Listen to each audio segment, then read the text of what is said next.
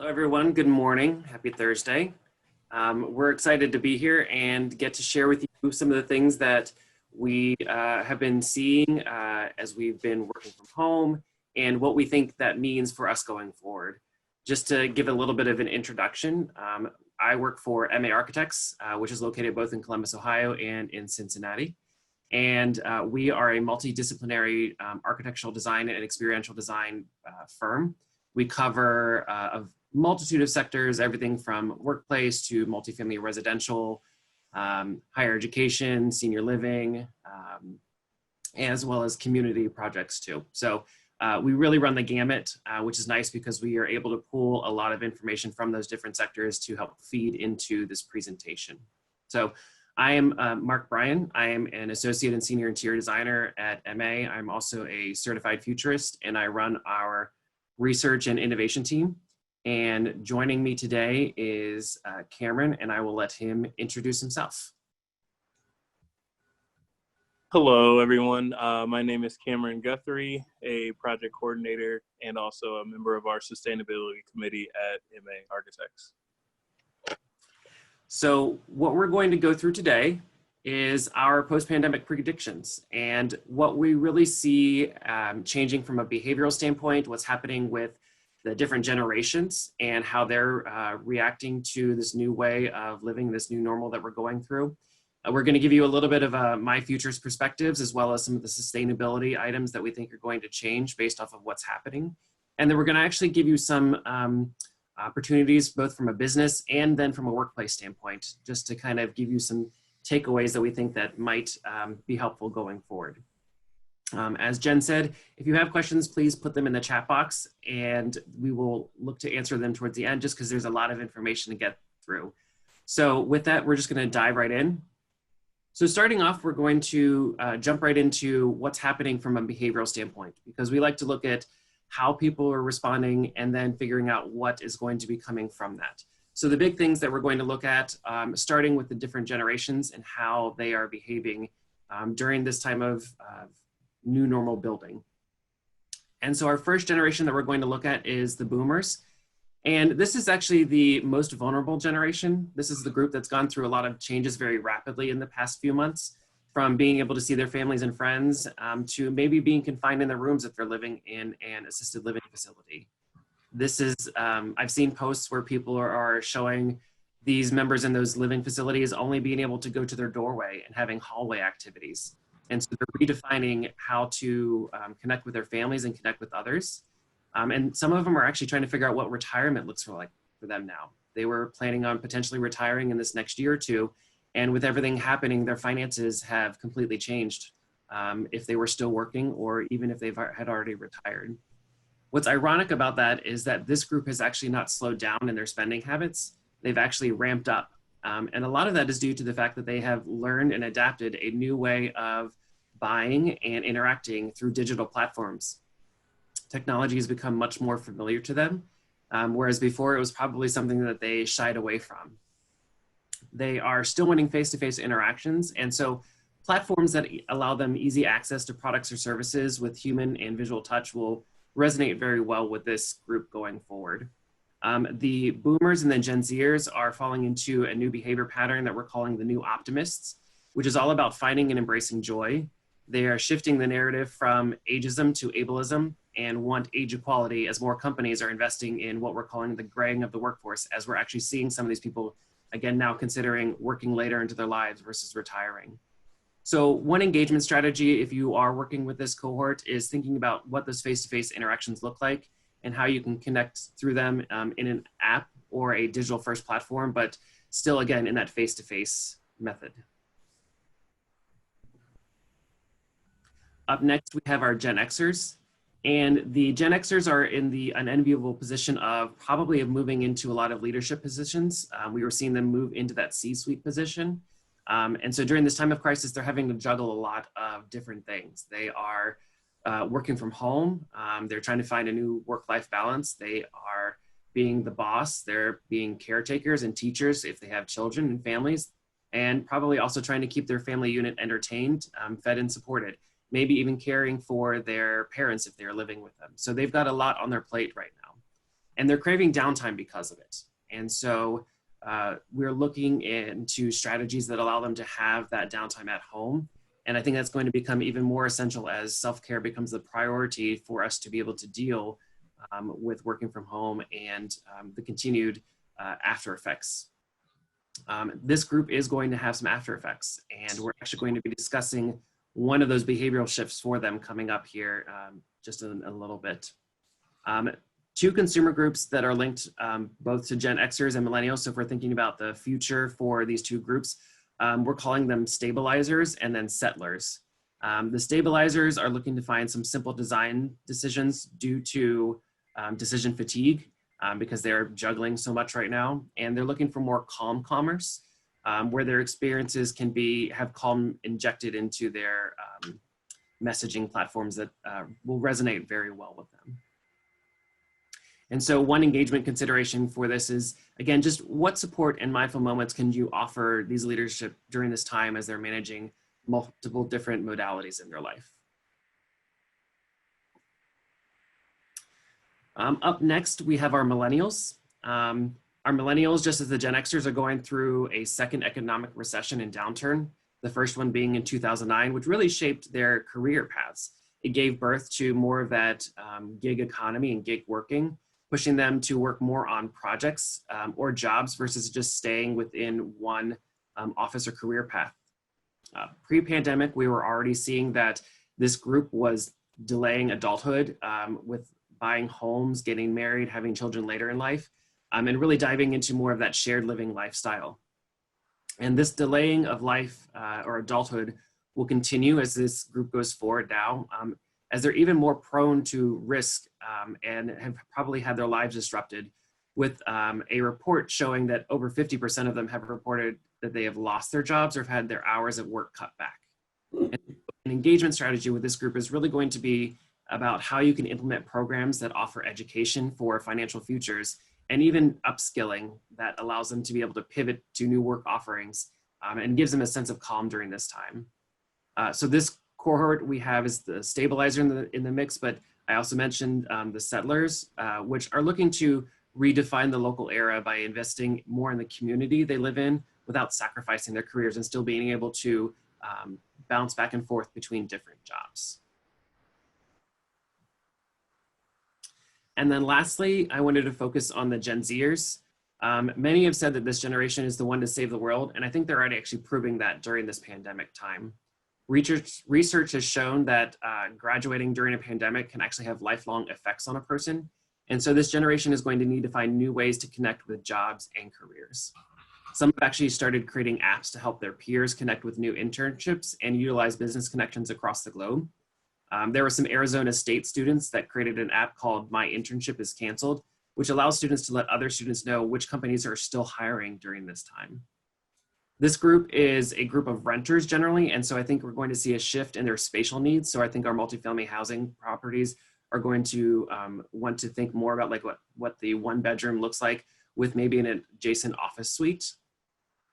And probably, again, going to need more space going forward so that they can work from home remotely without needing to do so from their living room, perhaps, or even sharing that living space with their roommate. They're digital natives from day one, and so they're best equipped to use technology to work and connect with friends, and digital platforms for interaction will become the preferred method as they now are looking for things that offer low touch but high impact for them. And they're more in tune with peer-to-peer and resale consumer behaviors. Some companies should be looking to reopen past collections or services in local shops that also promotes sustainability because that will resonate very well with this group. This group also falls in those new optimist categories as they're redefining activism given the current climate of everything going on. And so right now we are calling them Generation Now versus prior to this we were calling them Gen Me or Gen I, when a lot of people were thinking it was all focused about them, but they're thinking about what is happening right now and how they can respond and create better living going forward. So looking at the generations, we can then shift into our behavioral predictions. As we reemerge, our world will look different. We've gone through what we call an inflection point in history. The easiest one that I can give an example of what an inflection point is back in the 1900s when we went from using horses as the main mode of transportation to cars being used to transport goods, services, and people. And I think we can all probably imagine how that has affected us worldwide, as it, using cars versus horses pushed our economy, businesses, and relationships in different ways. And so I think we're going to see a lot of those same, well, not the same, we're going to see a lot of pushes in those same categories because of the experiences that we're having right now. In many ways, our lives are going to be forever changed due to this new perspective on life and activities. Because of this, there's going to be new habits and drivers for decisions.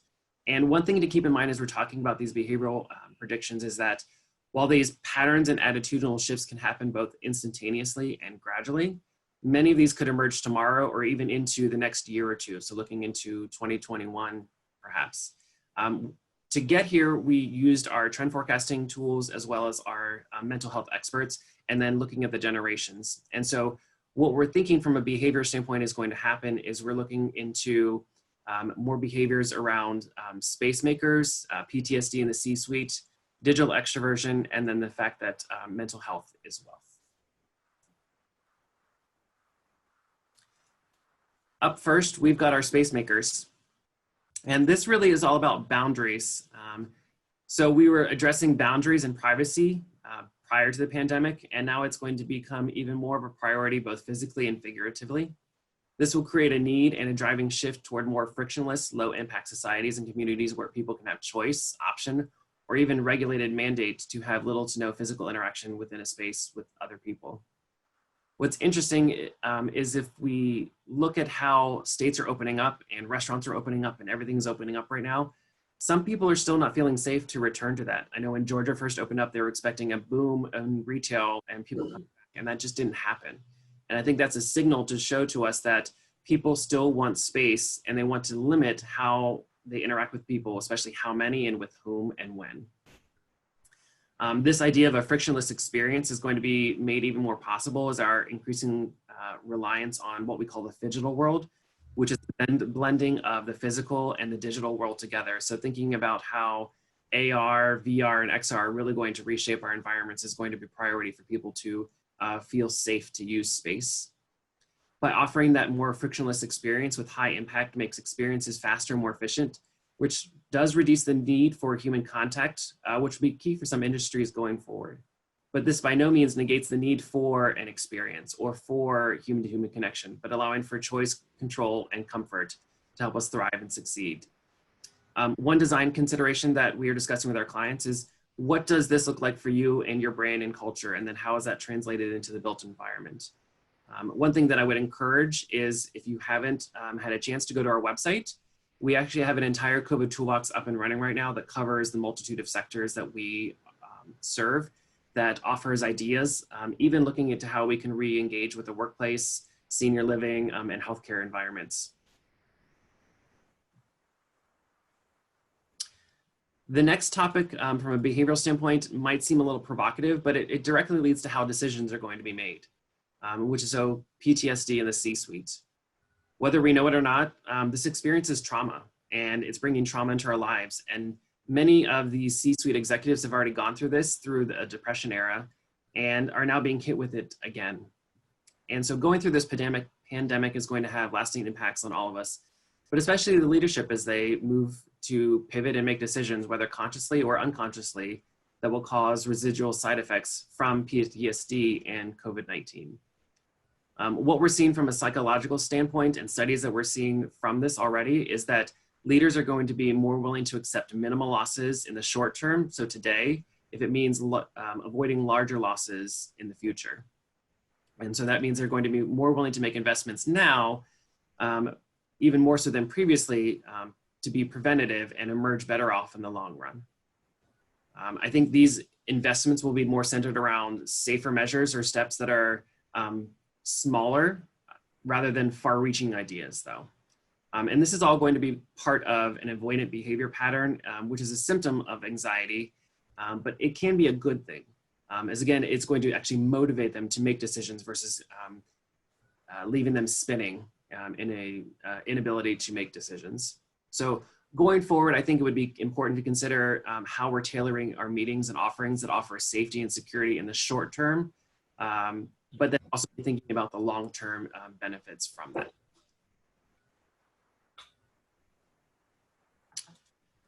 Behavioral wise, up next is digital extroversion. I think we can all probably say that we've integrated with technologies in ways that we had never expected to in the past. And as we reemerge that technology, we're going to recognize that technology has become a source of connection and comfort. And this reliance on it is going to become even stronger as our expectations of technology are even higher than they were prior to the pandemic. And people expect companies to offer safety, comfort, and control through digital interfaces and interactions first versus physical interactions first. These could be done through financial opportunities that offer virtual events, distance working, monitoring of resources, or even helpful connections to others. Again, we probably saw technology as a divisive component prior to the pandemic, causing issues with communication and attention spans. But now people are going to prefer this as their communication method going forward. What we're looking at specifically for this is how we can design spaces that can capitalize it, how we can allow for digital interaction that still allows a company's culture and engagement to be able to link employees together. And so one thing you could consider is, what is the virtual face of a company and how does that look like and how are people interacting with it? Because the true challenge will really be about blending human connection with the digital experience. And the last behavioral shift is one that I'm very, very excited about actually, and that is mental health as wealth. Post-pandemic, I think people are going to have a new understanding and expectation of what anxiety truly is. And I think the stigma of mental health can be a conversation of strength now, as we can respect the boundaries others have due to their mental well-being. One thing that I've been encouraging my clients to do is to take a mental temperature check with their employees to understand their level of comfortability and anxiety with regards to interacting with each other, with using of common resources such as the cafes, and just returning to work too. But this whole idea that mental health is something we can talk about now could be one of the most remarkable changes from COVID-19 in a positive way. Because despite economic slowdowns, we're actually seeing reports that state spending on wellness is being forecasted as actually increasing. As we've all found a new way to create self-care during this time of trauma, it's going to be a key focus for all sectors, not just architecturally speaking, but actually in all aspects of our work lives, our retail lives, and even our healthcare experiences. Because COVID-19 has shown a light on what we want to prioritize and focus on, focusing on us becoming more health conscious even, as we return back to basics. For many people, they're going to be in their early health journey. And so this is a time when companies can actually start shaping their narrative of what healthy and mental well-being looks like to them.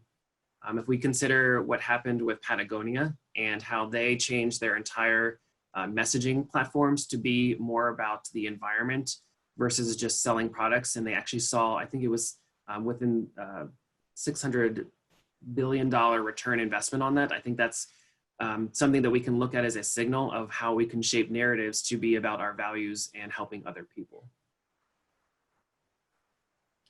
And then just continuing with that, one thing that I just recently updated the slide with was the fact that we're seeing more response from COVID-19 with people trying to create more during this time. And this rise of creativity and crafting is becoming a mainstay to avoid stress, and it's acting as a coping mechanism. And believe it or not, the actual act of creating can actually help calm the central nervous system, which is something that we learned about when we began to develop our respite rooms. We found that even the simple act of coloring can help calm the central nervous system and move us from a fight or flight mode to a more resilient building way of being. And this idea of creativity is moving beyond crafting, even into designing kindness and emotional support through apps or platforms or video messaging. I actually saw a system in the Netherlands that was actually vacant, but what it was doing is it was driving around the community and broadcasting positive messages over the loud system, which is ironic because just last year in our 2023 trend forecasting, we actually came up with some forecasts about choiceful positivity and delightful distractions, which were trends that revolved around positive messaging that could be opted in when we were doing things like standing in line at the grocery store. And so while this is tangential to that, we're actually seeing that play out as a current trend right now. I just mentioned our respite rooms, and I wanted to jump back to that because what our respite rooms are, they're about spaces that can help people build more resiliency into their lives. We designed our first respite room about a year ago using evidence-based design and behavioral psychology to create a space that can actually help calm the central nervous system down from its most heightened aroused state, which would be like a panic attack, to being more calm in about 20 minutes. And what's really important to understand is that I think we're going to see more need for spaces like this, not only in the workplace, but in all of our, again, ways that we interact with its retail, whether it's in our healthcare environments. And it moves beyond just the mother's room and the quiet room and even the phone room, because it really is designed around focusing on mindfulness and building resiliency. One thing that I did want to share the reason we started the respite room about a year ago is because the World Health Organization had cited that by 2030, depression is probably going to be the #1 healthcare concern going forward. If you want to know more, we have blogs up on our website about the respite room, but we also have an interesting blog up that was written by an architect in our office that really is about safe spaces. And I think it's just going to be something that's going to be important to be discussing with our clients as we start to build those environments for them. So we talked about the generations and behaviors, and now we're going to dive into some of the forecasts based off of those and the other historical research that we have done. So to give you an idea of where some of these ideas that we're going to talk about come from, I wanted to give you an idea of some of the things that I just observed to help develop these. And that's things like low touch curbside pickup, at-home entertainment, returning back to basics. I see a lot of families taking walks these days and connecting with each other in a way that makes me feel like back in the, back in the 80s and 90s even. Prioritizing nature, more video platforms. I think we've all probably been a part of a Zoom meeting, a Google Hangouts meeting, and a number of other that are just floating out there. This idea of choice, comfort, and control, which is going to be key, I think, going forward. You'll probably hear me say it a lot because I do think it is going to be key for people to feel successful and to thrive. Relying on digital interactions first and having higher expectations from it. And then the idea of augmented intelligence, which we'll talk about here in just a minute. So just observing all of that, we came up with a few key forecasts. And this first one is really about pop-up celebrations. And it comes from the fact that we're going through a time of shutdown. We've lost experiences with friends and celebrations with coworkers, maybe even going to a wedding.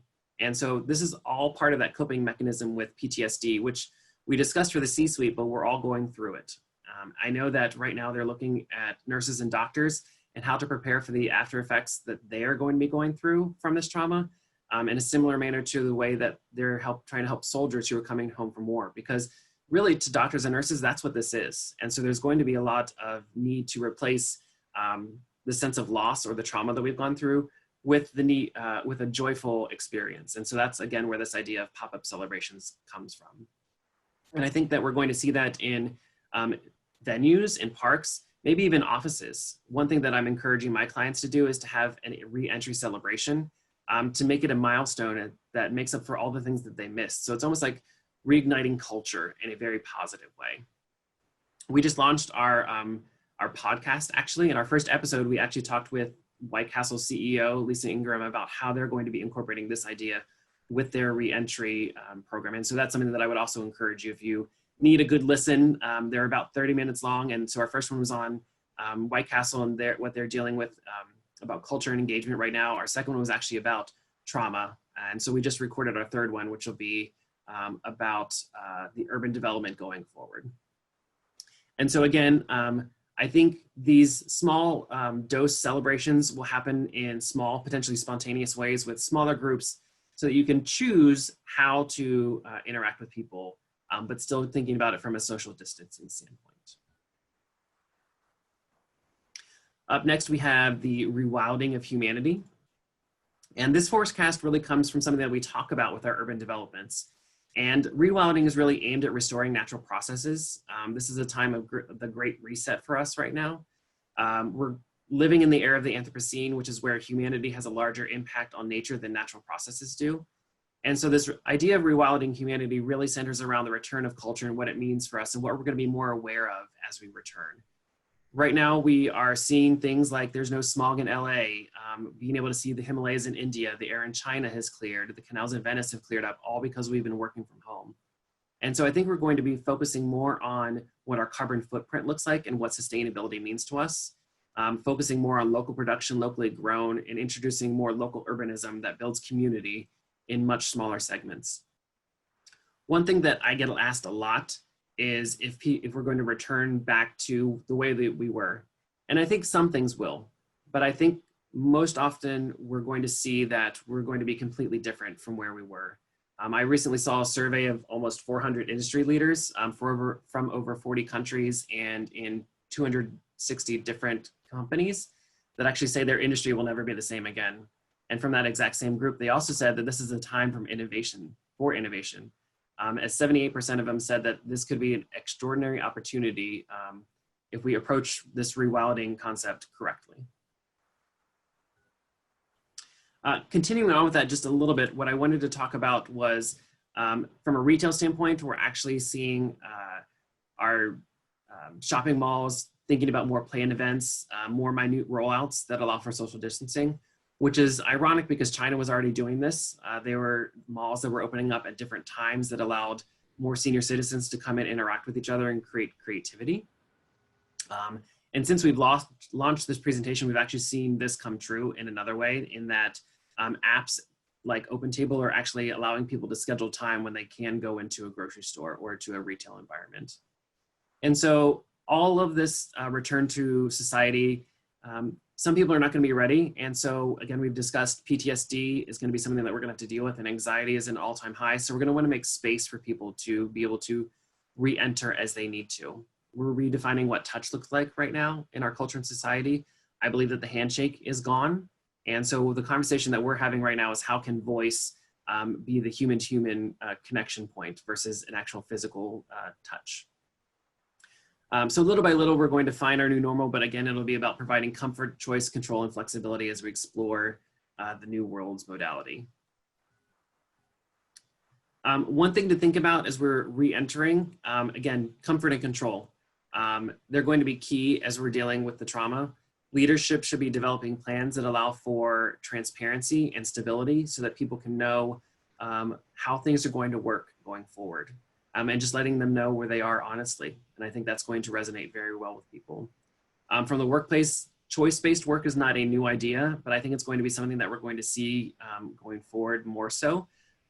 Because what we've learned is that working from home actually allows people to do heads down, singular focused work very well.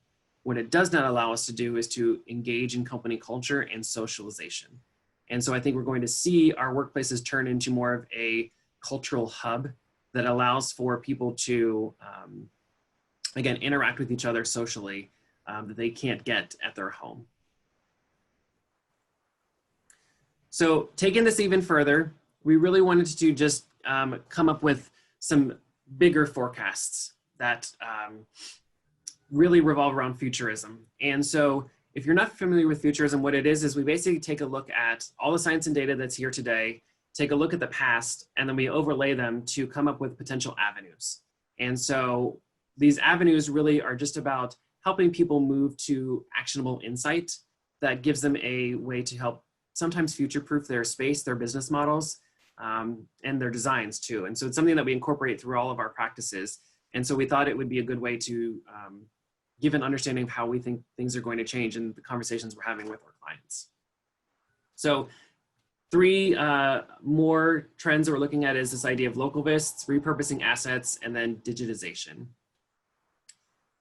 The idea of localists is a surefire trend and demand that's going to be for goods and services that are more closer to home and require little travel or commute that are really immediately accessible and safe. We've all sheltered in place, and for us in Columbus and Cincinnati, we're lucky enough that our commutes don't have to be done through a metro. People who are living in larger cities that require public transportation, their focus is going to be on how can they get back to work in a way that they don't have to be crammed in with a bunch of other people. And so I think our transportation industry is up for a major change, something that we were even thinking about for our airports going forward in the future.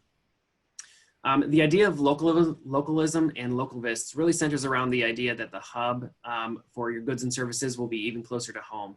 And these can be pop-up spaces that rotate services in and out on a daily basis, from things like your pharmacy to your dry cleaner, So they just allow for services to come to you so you don't feel like you have to go to a large development perhaps. We're even thinking that this could lead to things like pocket parks within the neighborhoods that allow for those pop-up celebrations to occur. We've all heard of food trucks coming to neighborhoods, and I think that these pocket parks or neighborhood destinations are here to stay in that they allow, again, the goods and services to come to you. And I think our local businesses are really ripe for people to want to support local because they can provide transparency and stability for their goods because they can provide tracking information of where they come from and they may not have been disrupted from products that were needed from coming from overseas. And it really is about all building community too, because I think that, again, the neighborhood is going to become much more of a priority going forward. The second forecast here is just about repurposing what's not being used right now. Repurposing assets typically looks at a business model and says, okay, where are the gaps? What are we missing? And so what we did is we took a look at the gaps of what's missing and what's not being used. We've gone from being fast-paced, overstimulated, and interactive to a snail's pace and completely shut down. And we've had a lot of spaces that have just gone vacant. And it really moves beyond thinking about how we can repurpose things like malls to thinking about how we could repurpose dorm rooms, event venues, even our offices that allow for more pivoting and more of a hybridic and dual nature rather than just a singular use. I think having vacant or singular spaces will not be acceptable for real estate going forward. We should be planning for off-hour use or dual purposes that allow for pivoting when the time is needed. Off-hour spaces such as event venues can become community spaces that are used or repurposed. Our offices could be repurposed for more co-working facilities. We've got Nationwide who is going to be freeing up a ton of space. And the question is, what can you do with that space? Well, you can offer people a way that they could connect through a social hub perhaps. And that way, those larger offices who are decentralizing can reutilize their space in a different manner. Work from home has really changed our mentality about what the home can do for us, especially when we think about what we need from a childcare standpoint. And so I think we're going to see much more mixed use spaces that offer home on one level, work on another, and then retail. So it almost becomes like a siloed environment so that it allows for flexibility and change. And I think this means that we're going to want to engage with people in space in a different way. And that story of that space is going to become much more important, especially as we are flexing. So these pop-ups will be offering everything from quick services to assembled need, but we need a story behind it for people to buy into. And then lastly, just from a futurist standpoint, digitization. Again, we've all come to rely on technology in a way that we hadn't previously needed. I purposely don't see a way that we can't move forward in business without using this type of technology, which is interesting because, again, before this, people probably thought of technology as something divisive. Now, I still think that we need limits in place, and I still think we're going to need tech-free spaces that allow for people to break and have a moment of building resiliency. But right now, the new term is Zoom fatigue versus decision fatigue, because these Zoom meetings are actually draining on people. I don't know if you all have felt it, but I know that sometimes I feel like I have to always be on and always perform. I see a lot of people are not using their videos right now. And I think that's a way that people can feel like they don't have to perform constantly and constantly interact with each other. But I think live streaming is now going to become a preferred method of social interaction, especially for our retail environments. In China, they've actually implemented those live streaming opportunities for beauty products and restaurants with their social media influencers. I think pushing AR and VR can still actually create community too for that digital first desired interaction that some of the generations are going to want. We just need to find a way that they can promote a sense of engagement, humor, and even convey emotion. I think from a digital standpoint, safety can be had through drones and bots and those helpful assistants that we've got in our home. Right now, from a multifamily standpoint, we're calling it the helpful home or the home hub versus a smart home, because it is really more about all the different activities that can occur and it being a helpful resource for people. But user experience is still going to be key with these digital first platforms. Just because they have that delivery method doesn't mean that you don't need to have it be part of your brand's value and your positive messaging so that it becomes your differentiator for those tech first interfaces. And then really lastly, from a digitization standpoint, it's this idea of augmented intelligence, I think is going to really jumpstart right now, which comes from the idea of augmented reality and artificial intelligence blending together and being able to use the deep data that's out there and gathering that and learning not only how it can help us, but how it can replace some of our simpler tasks. Again, some of those more helpful assistants can actually take over some of the mundane tasks, perhaps allowing us for more time to craft or perform self-care, or even upskill ourselves so that we can have a new skill that we can offer to our employers or future employers if we need.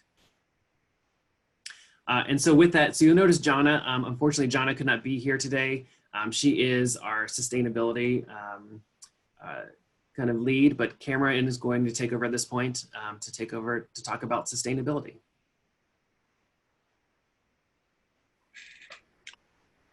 Yeah, so I am Cameron, not Jana, but I work with her on our sustainability committee. Just with the time that we're in, it's no surprise that through the pandemic, we're seeing health and wellness emerge as a top priority around the world. And this has remained a top priority when absorbing our new reality. As we head into post-pandemic situations, it's going to be imperative that we understand that these are going to be priority. As an architect, I see the built environment as a foundation for health and well-being. However, I realized that a few of my non-architect friends did not until this very crisis. So it's imperative to understand that some people are catching up. Yet we interact with the built environment on a daily basis and navigate those spaces, touch surfaces, breathe air, etc. So some key areas to anticipate strengthening as we emerge on the other side of the pandemic would be mindfulness, air quality and cleaning, restoring nature, and our connection with other people. So when it comes to mindfulness, it's important to understand our new relationship with trauma and understanding that for some it will be, easy, and for some it will not be. Recognizing that the emotional well-being, again, being a priority, that we need to provide opportunities for respite. Hence what Mark was saying earlier about introducing respite rooms. When it comes to trauma, it's important to recognize that we are currently going through a crisis and that we are feeling emotions that are very real. Of course, with people transitioning from, different job situations, from having to work at home, some people not having jobs, that there's a lot of trauma and anxiety that is around. As industry professionals and as a community, and even as a nation, we'll discover new ways to manage our stress, and we'll emerge from this more resilient. Key factors into that is, again, the reduction of stress, to support ourselves emotionally and to maintain a work-life balance. When it comes to respite, to alleviate that stress and anxiety, a priority will be to incorporate more moments and areas for respite, spaces that allow us to rest and restore ourselves, which increase our overall happiness and productivity. Currently, we have a heightened sensibility, and that's just for people around us, for the surfaces that we may or may not want to touch, and just the overall outside safety that we need to address in the built environment so that everyone feels safe and productive. This gets into our next slide here.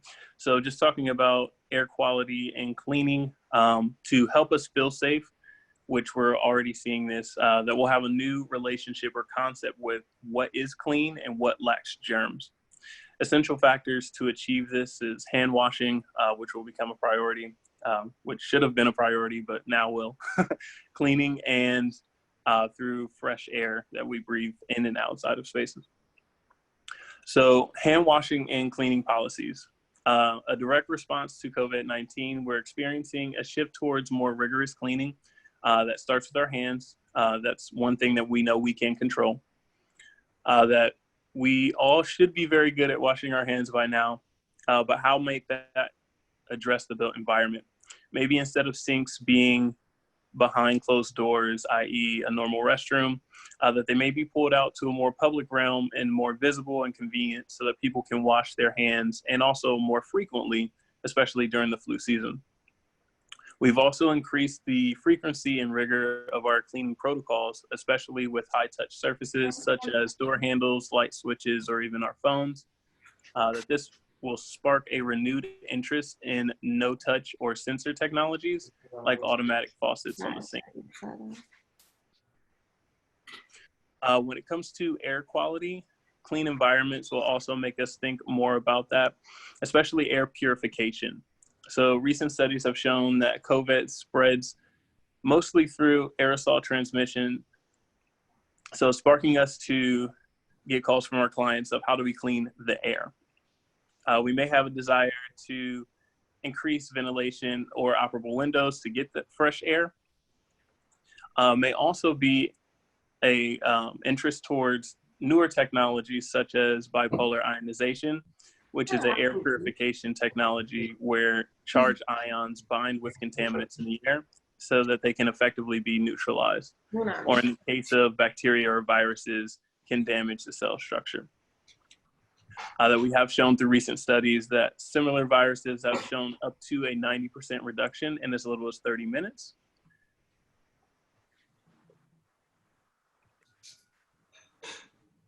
Next slide. So heading into the next slide here, restoring nature. Key takeaways here are just a new interest in biophilic design and that return to nature, either through outdoor recreation. So for example, like bikeways or just taking a walk. And then also a increased sense of dependence on local farms and CSAs.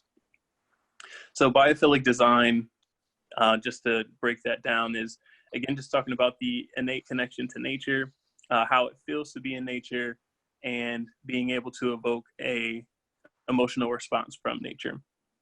This is something that we've all had specific moments in our lives that really stick in our memories of, going, on vacation with your family to the beach, going to a park to hike, different things like that, that those feelings we need to reproduce in the built environment, either through proportions, light and shadow, or through a sense of mystery and intrigue. And that will help to literally increase the dopamine effect, just to calm. We've realized that our connections with nature are more important than ever. So even something as simple as hearing birds chirping outside while we work, or having our pets nearby, or being able to step outside for a moment of fresh air and sun. These moments give us a chance to reflect, to refocus, and to recharge. And never before has nature been more critical of our emotional well-being and being connected to our communities. So with being outside, this will be freeing in a otherwise restricted world, or how we feel that we are in the world at this moment. I see that more people will be walking, biking, running. Our public parks will have a more important priority to us. So they will definitely provide places of hope and connection, inspiring us to protect our green spaces a little more, but also to increase our opportunities to utilize them.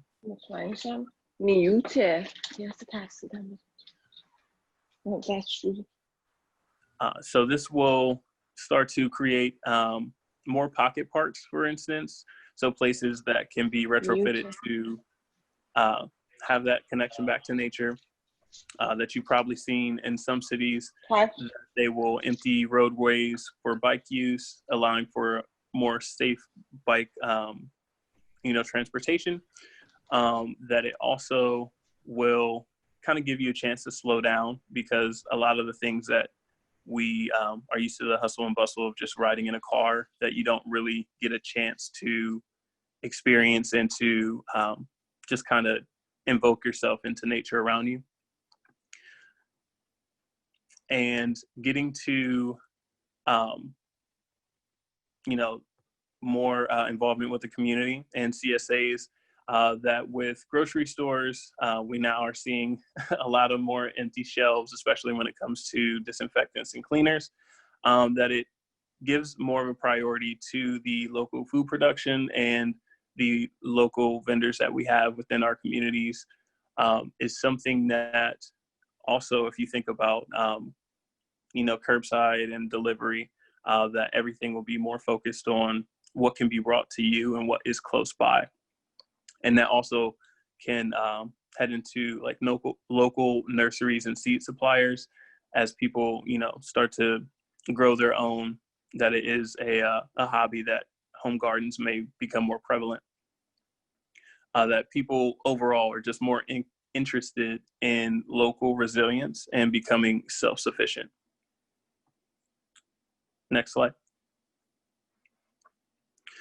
So as we are more focused now on slowing down and appreciating things we most value, people will embrace the back to basics approach in their life, connecting with family and supporting local communities. So this gets to the human-centric ideal. So back to basics is a shift towards slow movement, allowing the earth to heal, CO2 emissions to drop, and to find those things that we value most, whether that be nature or other people.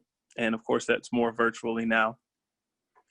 That we'll have the opportunity to build those elements that we value most and emerge on the other side better and more resilient. So one of these avenues will be with family interactions. Connecting with our families, friends, and communities have become more critical for emotional support. As everyone needs human connection, we just have to find other avenues to provide that for ourselves. This sparks a new and creative way to communicate. And of course, this also connects different generations to technology, as everyone has been on a Zoom meeting or has been on a Skype call. So this crisis is revealing both a economic and a health disparity in our local communities. So it's allowing us to come together and help one another, not just on a community level, but on a national level. Even with the amount of time that we use technology, that it helps to give information out so that everyone is up to date. Community aid and support is a key factor as well in community resistance and sustaining a prosperous future.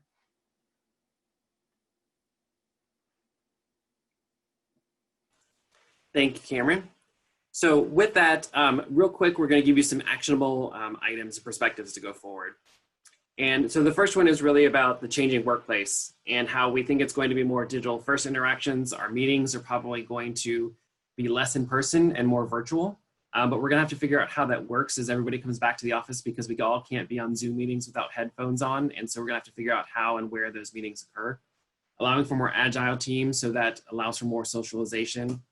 Culture care packages really revolves around the idea of some people are still going to be working from home. Some departments may work better from home, but we need to make sure that they have the resources, technology, or even printers that allow them to do so effectively, so they don't feel like they have to disrupt their day by coming into the office just to print something for reps.